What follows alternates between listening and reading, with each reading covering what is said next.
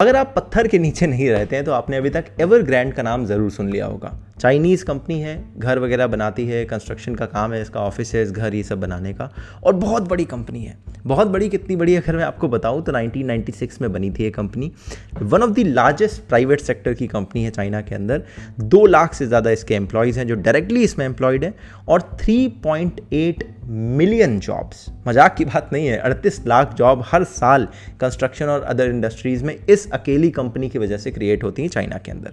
और यहाँ पर 1300 प्रोजेक्ट चल रहे हैं इसके, 280 सिटीज़ के अंदर फैली हुई है, और 350 बिलियन की इसकी वैल्यूएशन है। तो इतनी बड़ी कंपनी है एवरग्रैंड।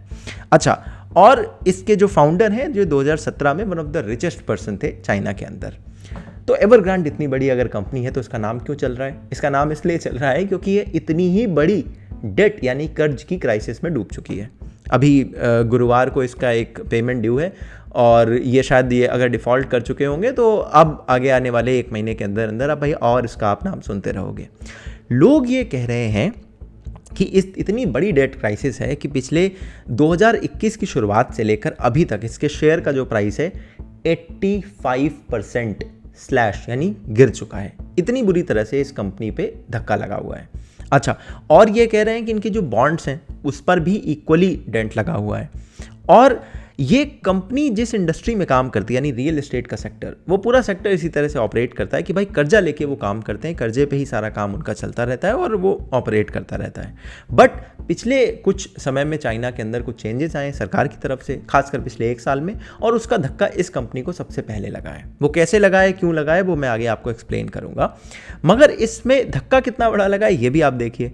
कह रहे हैं कि $310 बिलियन का डेट इस कंपनी पे आउटस्टैंडिंग है, जिसमें 120 से ज़्यादा चाइना के बैंक और अलग अलग प्राइवेट इंस्टीट्यूशंस इन्वॉल्व है। यानी कि जिससे ये कंपनी कर्जा ले सकती थी, सबसे कर्जा लेकर बैठी है, और अगर ये कंपनी डूबती है तो इतने बड़े अमाउंट में चीज़ों पर इम्पैक्ट आने वाला है। अच्छा, दूसरी बात ये है कि ये कंपनी दरअसल चूँकि घर वगैरह बनाती है, बिल्डिंग बनाती है, तो नॉर्मली अगर आप देखते हैं, अब थोड़ा बहुत समझते होंगे इसके बारे में, तो जो कंस्ट्रक्शन कंपनीज़ हैं वो घर बनाने का प्रॉमिस कर देती हैं, बेच भी देती हैं कि हम आपको यहाँ पर घर देंगे, लोग पैसे एडवांस में दे देते हैं, फिर वो घर बनाने शुरू करते हैं। ऐसे 1.5 मिलियन घर इस कंपनी ने प्रॉमिस करे हुए हैं जो अभी तक बने नहीं हैं। तो अगर ये कंपनी डूबती है तो 15 लाख उन घरों पर इम्पैक्ट आएगा, यानी कि 15 लाख चाइना के परिवारों पर सीधा इम्पैक्ट आएगा। और उसके बाद जो मैंने आपको जॉब्स का बताया, जो मैंने मार्केट का बताया, जो वैल्यूएशन का बताया, वो सब तो इम्पैक्ट आएगा ही आएगा, है ना। अच्छा, अब सवाल उठता है कि भाई अचानक से अभी ये इम्पैक्ट क्यों आ रहा है, ये अभी एकदम से क्यों शुरू हो रहा है? तो उसका कारण ये है कि पिछले साल अगस्त के महीने में चीन की सरकार ने एक चीज़ शुरू करी। उन्होंने ये शुरू करा कि भाई हमारे यहाँ पर जो कर्जा है वो बहुत ज़्यादा बढ़ गया है, कर्जे से हमारी इकॉनमी काफ़ी ज़्यादा त्रस्त है। और अगर आप ये पढ़ेंगे भी तो आपको पता चलेगा कि चीन जैसे मिडिल क्लास के इनकम वाले देश में जितना कर्जा हो चुका है, जितने कर्जे पे वो इकॉनमी खड़ी हुई है, ये कभी भी भरभरा के गिर सकती है। पेपर का एक आप पिरामिड समझ लीजिए। तो चीन ने सोचा इसको हम ज़रा सॉल्व करते हैं। तो जब इन्होंने सॉल्व करा और अपने रूल्स में बदलाव करा, तो उसमें सबसे बड़ा धक्का एवरग्रैंड कंपनी को लगना शुरू हुआ पिछले साल से। और तभी से ही इनकी जो परेशानियां, मुश्किलें थी वो शुरू हो गई, जो कि अब जाकर ऐसा लग रहा है कि ज्वालामुखी की तरह फटने को बैठी हुई है। चीन ने अपने जो कर्जे पर जो नियंत्रण लगाना था वो 2018 से शुरू कर दिया था। मगर मजे की बात देखी कि 2018 में जो इनका कॉर्पोरेट, गवर्नमेंट और हाउस होल्ड बोरोइंग थी वो इकोनॉमिक आउटपुट का 270% था, 270%। और अभी पिछले साल ये 300% पहुंच चुका है। यानी कि चीन कर्जे को लेकर बहुत ज़्यादा परेशान है, और इसीलिए उसने सारे चेंजेस करे थे, और अब उसका नतीजा इस कंपनी पर जाकर सीधा सीधा दिख रहा है। तो इस कंपनी का एक कर्जे वाला क्या नैरेटिव है, क्या मॉडल है, ये कैसे चलता है, तो ये सिंपल सा कैसे ऑपरेट करता है वो मैं आपको बताता हूँ। कुछ बहुत अच्छे यूट्यूब वीडियोस भी हैं इसके ऊपर, जिसके मैं लिंक आपको दे दूंगा, वहाँ पर भी आप समझिएगा।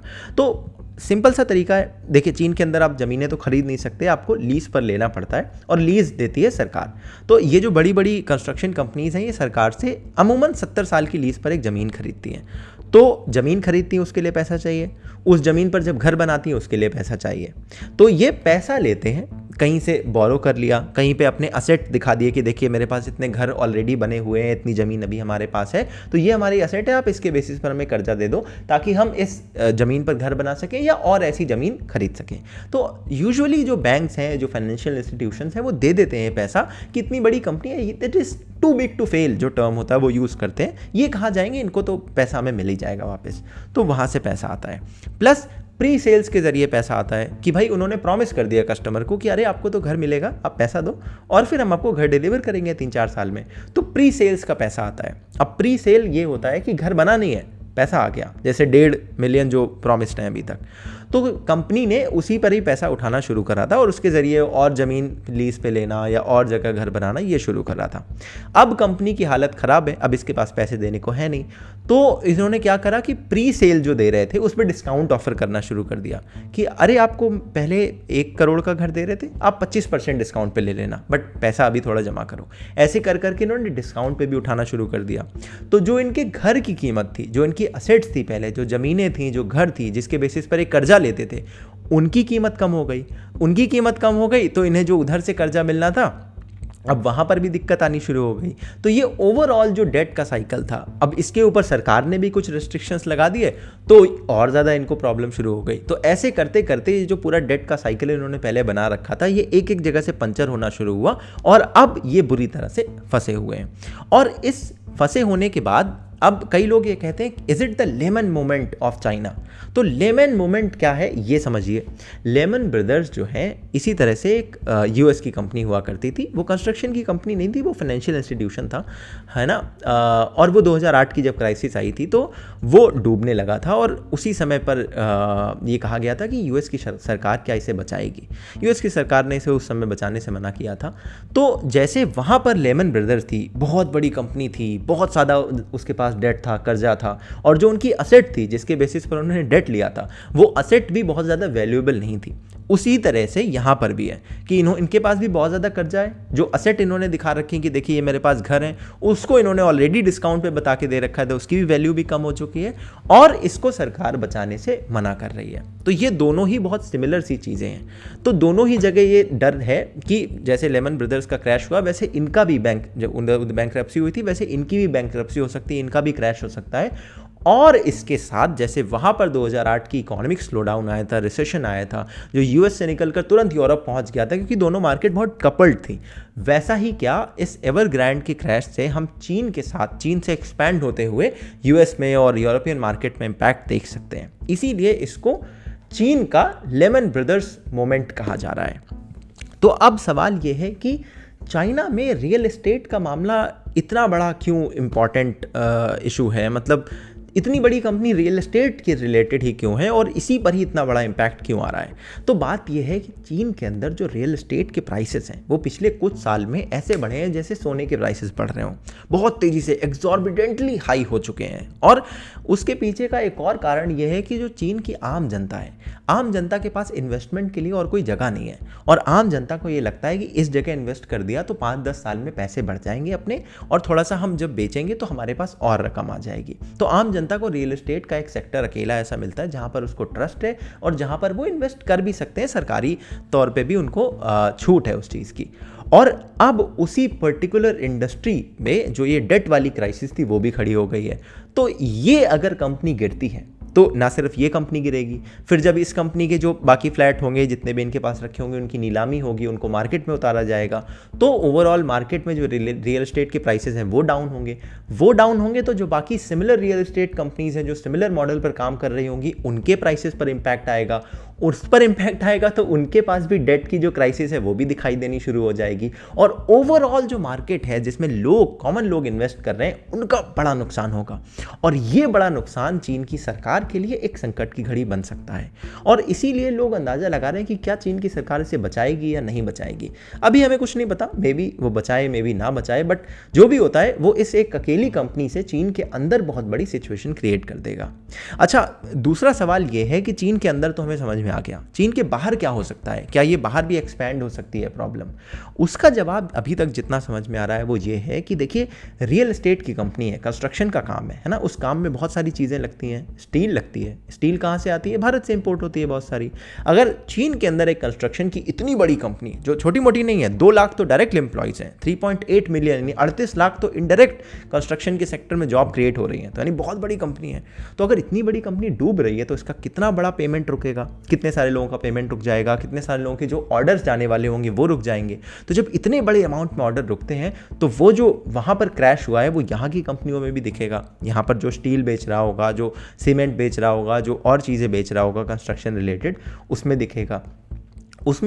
प्लस उसके बाद इस कंपनी के जो और जगह से और भी जिन चीज़ों में डील चल रही होगी, जहाँ से ये ले रहे होंगे, वहाँ से पैसे वापस निकालेंगे, क्योंकि उनको चीन के अंदर वो अपने पैसे डालने हैं जहाँ पर कर चुकाना है। तो जिस मार्केट से ये पैसा निकालेंगे उस मार्केट से इस चीज़ का इम्पैक्ट दिखेगा।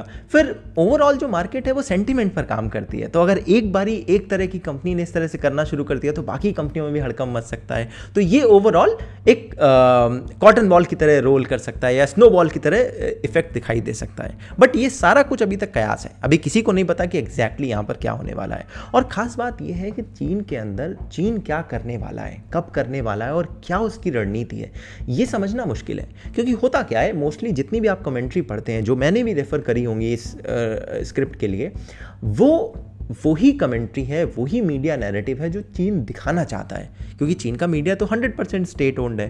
तो चीन जो आपको दिखाना चाहता है कि मैं ये करूँगा वही हमें पता है, लेकिन चीन एक्चुअल क्या करने वाला है, उसके रियल स्टेप क्या होने वाले हैं, वो तभी पता चलते हैं जब वो स्टेप चीन ले लेता है। तो इस सब चीज़ों के लिए हमें थोड़ा सा वेट करना पड़ेगा। बट चूंकि एवरग्रांड स्टोरी चारों तरफ फैल रही थी और एक रायते की तरह सी कि लोगों को समझ में नहीं आ रहा था कि आखिर ये हो क्या रहा है, तो मुझे लगा एक थोड़ा सा मैं एक्सप्लेनर टाइप का आपके लिए बनाऊँ। कुछ सवाल जो मुझे लग रहे थे इंपॉर्टेंट होंगे, आपको भी लग रहे होंगे कि शायद ये पता होते तो मज़ा आता, तो मुझे लगा वो आपको इस वीडियो की शक्ल में बताऊं। उम्मीद करता हूं आपको ये वीडियो पसंद आया होगा, थोड़ा बहुत क्लैरिटी मिली होगी एवरग्रांड की स्टोरी के बारे में। अगर मिली है तो प्लीज़ इस वीडियो को लाइक करें, चैनल को सब्सक्राइब करें। 300K लेकर जाना है यार, जल्दी से जल्दी इसे 300K पहुंचाते हैं, और वीडियो को शेयर कर दें। और ऐसे ही और इंटरेस्टिंग वीडियोस आपके साथ मैं लेकर आता रहता हूं। आपको मेरा पॉडकास्ट, न्यूज़लेटर वगैरह अगर देखना है तो वो डिस्क्रिप्शन में उसके लिंक है। बहुत इंटरेस्टिंग लिंक्स और आर्टिकल मैं न्यूज़लेटर में शेयर करता हूं, और पॉडकास्ट में भी हम ऐसे ही स्टोरी शेयर करते रहते हैं। तो उम्मीद करता हूं आप वो सब करेंगे, और मैं आपसे मिलूंगा अगले वीडियो में। तब तक के लिए अपना ध्यान रखिएगा। जय हिंद, वंदे मातरम।